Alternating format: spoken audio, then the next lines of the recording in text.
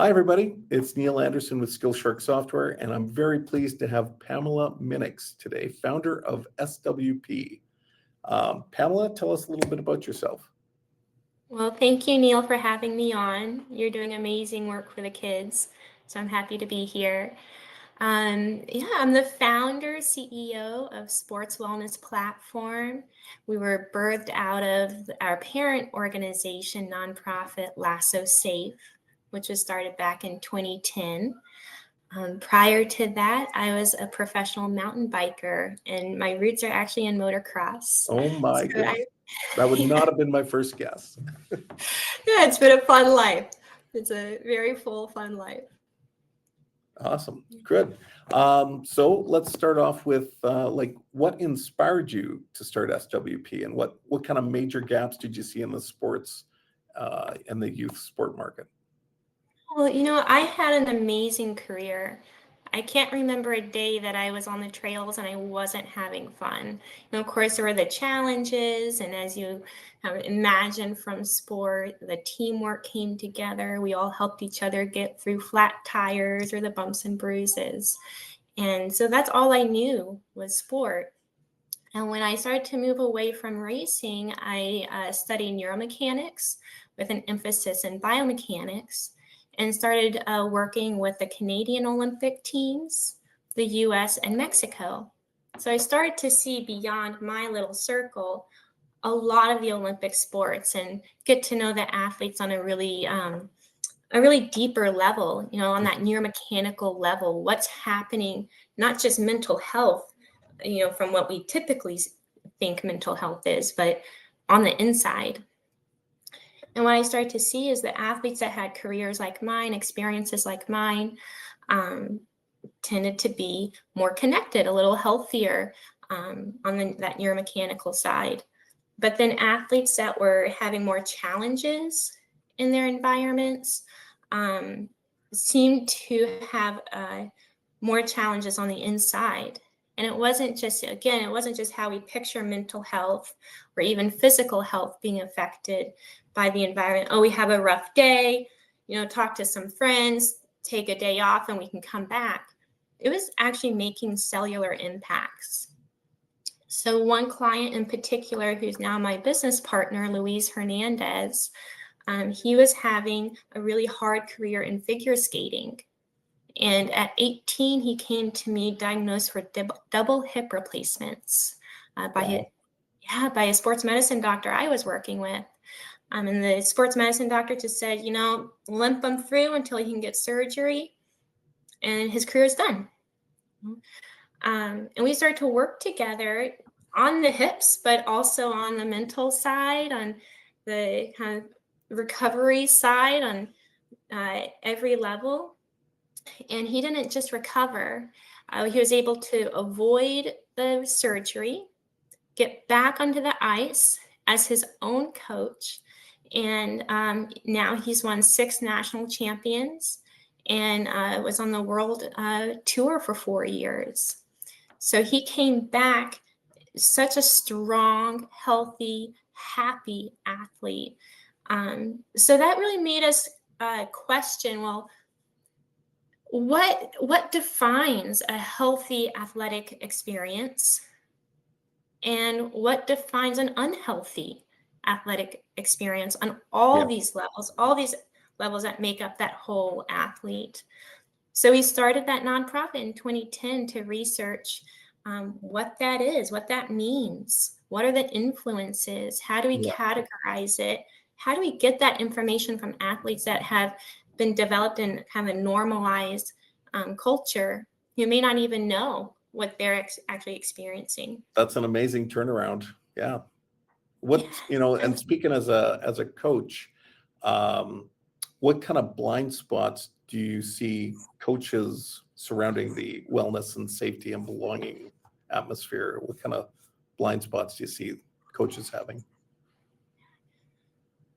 Well, the coaches have so much on their plate, especially nowadays. They have so much on their plate. I don't think that typical coach has the support that they need to develop athletes the way that they need. that whole child development. What we've put into our research and now our science, the software that delivers that science is what we call sports wellness platform, that can be delivered to any sports organization, any coach, director can use it. What we've put into that is an accumulation of 15 years of research led by some of the best scientists in the U.S., in the U.K., and in Australia. So we have that global influence. Our chief science officer is Dr. Veronica Valier. She advises all the way up to the U.S. Congress, the FBI, the DOJ on youth safety. Okay? We can't expect coaches to be able to communicate, recognize experiences at the level that they need, which is the level that we brought into our team. So their blind spots, I wouldn't even necessarily say are blind spots. It's just the needs of the kids go beyond what I think a typical coach should be responsible for. The number one priority that all coaches should have in their mindset is the safety first of the athlete before anything else, before what a win, like what it takes to have a win, the safety of the athletes and health should be. But, and again, speaking as a coach, this is definitely a topic that you're an expert in, and that probably a lot of coaches, and I'm probably guilty of it as well, we don't put as much focus on the mental side as we probably need to. Absolutely. And how could you? You have so much to balance. So of course it's important for you to have education and how to support the kids, to have an awareness of when the kids need that support. But it's also important that you just have the tools to make you successful at what your actual job is, which is coaching sport. And bring in the support that you need to make that whole athlete development the best it can be. How does SWP's check-in system work? I read about it on your website. And how does it lighten the load for coaches like myself? Well, it takes that responsibility off of you. And it guides the areas that you do need to lean into, and the areas that you can actually help the kids with. So it takes away the responsibility of you needing to recognize what the kids are going through, to check in with the kids yourself on all of their different developmental levels. It takes that load completely off of you. We check in with the kids directly, and then we translate their voice through science. We translate their voice to you in ways that you can take immediate action, and you can reach out to immediate resource partners if you don't feel like you have the knowledge or the education to take that action. So we check in with the kids for you. It can be per season. It can be multiple times throughout the season, maybe key events. It can be up to every day that we just have a little drip, a couple questions dropping in with them to see how they're doing. And then we report that to you. You don't need a clinical psychology degree to read it. You just look at some real basic scores. This is how the kids are doing on a high level. And these are the things that I need to lean into today to help them. You'll see where the kids are excelling and where you're doing really good. And you'll see areas of need if there are those areas of need. Yeah. And that check-in process, I think, would tie in well with SkillShark, for example, because we allow coaches to go out and survey their kids on any topic they wish to have. Like in this case, how do you feel after blank happens, or whatever the check-in process is. So we focus on the whole athlete development, I think, in a pretty similar way as SkillShark focuses on their performance development. It's a good balance. One of the neat things that we allow coaches to do is to ask questions like, how would you rate yourself as being a coachable athlete, willing to listen to the advice from the coaching staff? How would you rate yourself on team attitude, work ethic, leadership, all those things that might be core fundamental desires that a sport organization wants to instill in their athletes? So I think we're well aligned there. and you are definitely the experts on the mental side of the game. So, So we try. so where is athlete wellness and safety headed from what you see? For me, my personal mission is that every child has an SWP score, and that score is what communicates the quality of their experience and the safety of their experience. So we're the first science with longitudinal data to be able to preempt negative experiences or even positive. So if a child's on the path to a harmful experience, typically associated with maybe a change of leadership or maybe a higher competition level, maybe more traveling coming up. If they're on the path to something that could be harmful for them, even without them knowing it, without the organization recognizing it, we can hear it. So my goal is that every child has that SWP score, so we can see how they're doing today. We can even see tomorrow for them and allow us to act today to change that if it needs to. Or if they're on the right path, then we can keep celebrating that and keep supporting them there. Yeah. So my goal is every child has that score. And I'm really happy to announce, last month actually was the official announcement, that we've partnered with an association called the Association of Chief Executives in Sport.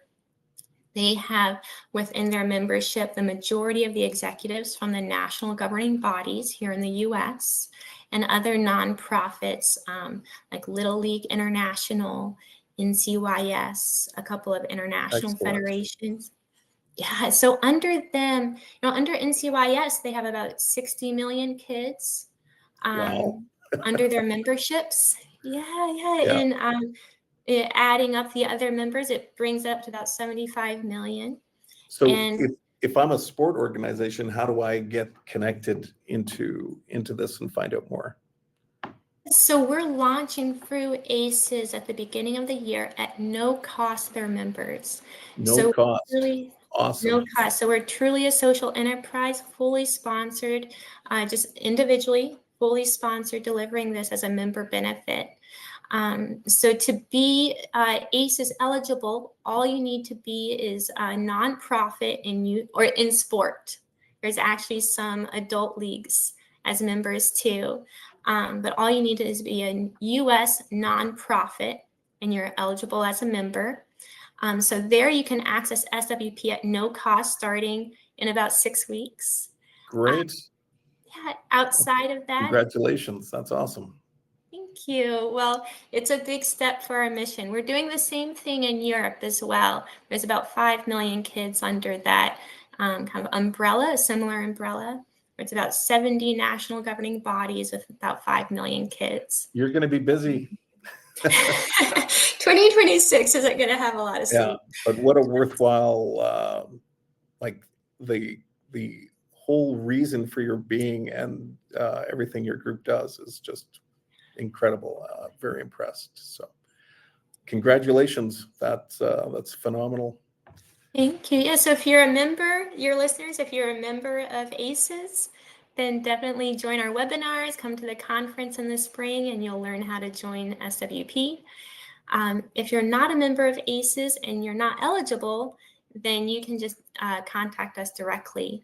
And we have all different types of pricing models to make sure that your kids gives you the information that you need to take care of them. Okay, I'll actually have your contact info listed at the bottom of the this web call. So yeah, anybody who needs to go to your website or contact you, they'll have your info. Perfect. Well, thank you. And thank you, Neil, for having me here. Great to have you. Thanks for taking the time.